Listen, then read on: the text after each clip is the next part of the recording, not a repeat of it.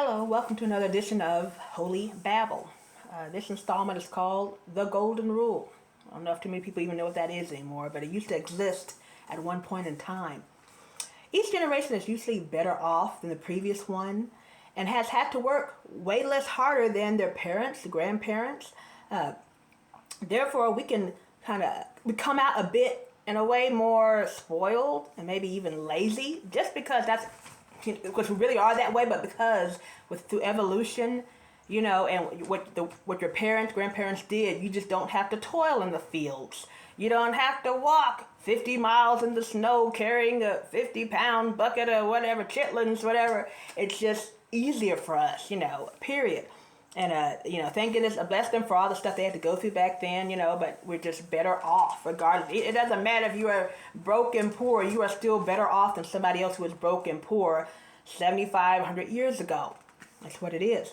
There was a time when a man's bond was his word, firm handshake, or IOU sealed the deal. You may have even sworn under your mother's grave on the Bible, looked someone in the eye, and made a promise. That was that handshake, the eye, I'm looking at you. That means I'm really going to pay you back. I really am not lying, Well, those days are just about non-existent, okay? If you haven't been screwed over 6 ways to Sunday by now, been lied to, swindled, cheated on by someone that you trusted, you loved, trusted, or someone who has, or you've heard of someone who has, you've heard the stories online, on TV, on the cable channels, such as American Greed, which is a really good one. Just give it time. If you haven't been there yet, give it a minute. I've heard some stories of American Greed where somebody's like, I grew up, the older person, I grew up with this kid, knew him when he was young, knew his brothers, sisters, family, went to church together, our kids played together, and this guy swindled me out of my life savings. He knew me, trusted. He swindled everybody in his neighborhood who knew him, trusted him, knew him when he was a baby, knew they trusted him. He didn't go far away to strangers. He went to people he knew because he knew they wouldn't think twice. Oh, you're so-and-so son? Oh, we know your mother and dad. We just love them. How are they doing? And let you know, yeah, invest your money. Sure. We want to, help you out too. I mean, that's just really shadiness, And, sometimes I wonder, how people say, oh, things are just so bad now. And they'll say sometimes it's the end of days and things were so much better back then. And really have to stop and think about that. Were people really just the sweetest angels 100, 200, 300, 400 years ago? They really I just don't know about that. I think were more a dog eat dog before. Don't forget, a lot of these rules, and just even, what do you have, like women's rights and stuff, children's rights, whatever, did not exist way back when. Okay, they did not exist at all. So were people just really better back then, and they're so much worse now? Well, no, there's more people on the planet, and also about more things than you would have back when just all you had was your hometown newspaper of the campfire stories they used to play on the radio. You knew they weren't telling you all the bad things that were going on across America. Just usually local stuff. They tell you little locals. They give you a little campfire story, but I don't know if it's really all of a sudden we're worse people. I think we've always been like this. Don't forget, Adam and Eve lied to God, probably a second day they're on the earth, right? No, we didn't eat the apple. So we were already doing stuff from almost day one. But I want to say, it's very commendable you hear someone say, when they go low, we go high, right? We know who has said that. But if the person who goes low gets what they want and way faster, it may make you kind of think twice about your game plan. And like, well, gee, they did it the least respectable way, the shady way, and they got there way quicker than me, I'm just going to work hard, come in early, and stay late. And you're like, still waiting for yours, right? Anyway, if someone steals your lunch ticket, maybe should you not just steal it back? If someone steals an election, maybe we should just steal it back. Just a thought. I'm not gonna say it's for.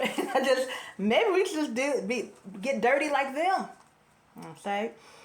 Anyway, hard work does not always yield the results that you want it to. You've heard that the saying, work harder, not smarter. I'm not even sure if smarter is quite the right word for how people go about doing things nowadays. Maybe it's slicker. I don't know if it's really about, wow, this is really a genius way to do it. I don't know. I'm not saying it's dumber. It's not about being dumb or smarter or stupid. It's just, it's different. It's not quite how we would have, how we were told to do things, growing up. I remember a couple of decades back when some of the younger people just wanted to be the girl in the video. Remember that? That was like, I can almost tell you, late 90s. Late 90s, late 90s. I just want to be a girl in the video now. I want to be laying across the car, wearing, shaking my butt, whatever it is, maybe the rapper in the video, an athlete. That was a quick way, They want to be rich and famous the quickest and easiest way possible. Not to start from the ground up and grovel your way to the top. Start off as a coffee person, a male person. Pretty soon you'll be They're like, man, forget that. Okay, now that's morphed into being something like an influencer, kind of, where you get online and you say, I'm gonna show you how to put your makeup on, I'm gonna show you how to do your hair, I'm gonna show you my rich and fabulous life, and all that, whatever. Like we're all influencers, even if you're not on the internet. We all influence somebody in some kind of way. There are people who, you look at my videos like nobody's watched them. Yet after I put a video up that's already late from when something was done or said on the news or something. Somebody who's way higher up comes out and copycats my title and stuff I said in my video. Somebody who's way more educated, makes way more money. And I'm kind of like, well, I guess I influenced them. I helped out somebody less fortunate. I'm like, no, that's happened too many times. But it's all good. No, somebody's, sees what I'm saying is interesting and intelligent. You're welcome. But I digress. Younger people work ethic has changed.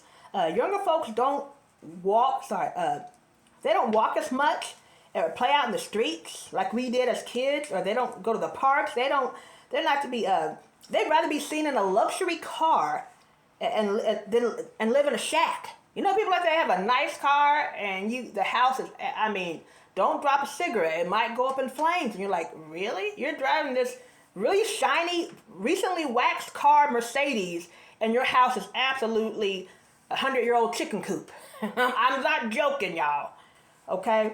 But they'd rather have that than have a nice car and a nice house and a simple car, just a basic line car. They'd rather have the name brand shoes, the smartphone, the Apple phone, than have health insurance. Back in the days, we were lucky to get $10, $12 to buy a CD. Now these kids want $400 for an Apple phone. Can you remember? It's like, guys, you're lucky to be able to get a CD.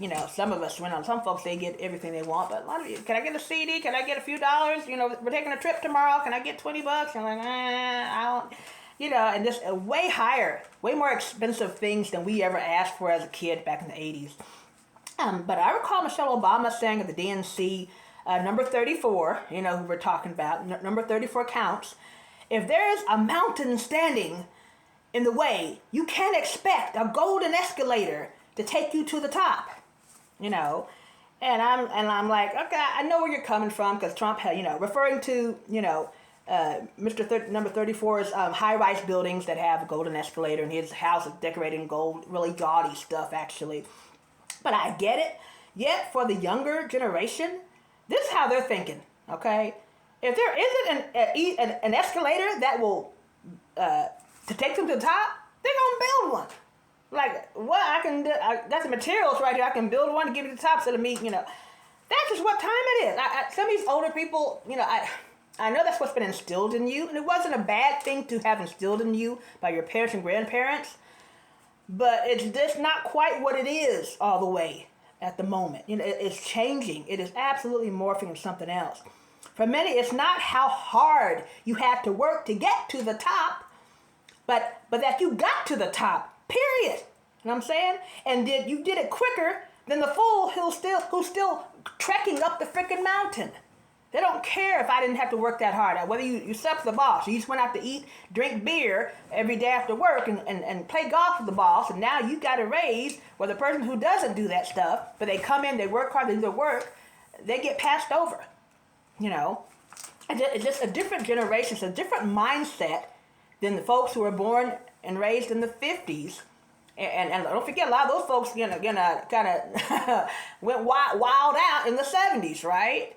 So, anywho, okay. How many years have we heard someone say that we are, uh, uh,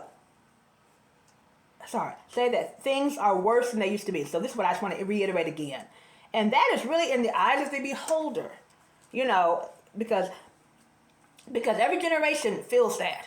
Everybody always says in the world, and it's not. Things are so much worse, and is it really? No.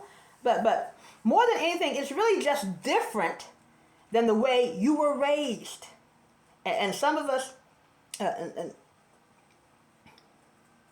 and some people 50 years ago are going to be saying the same thing.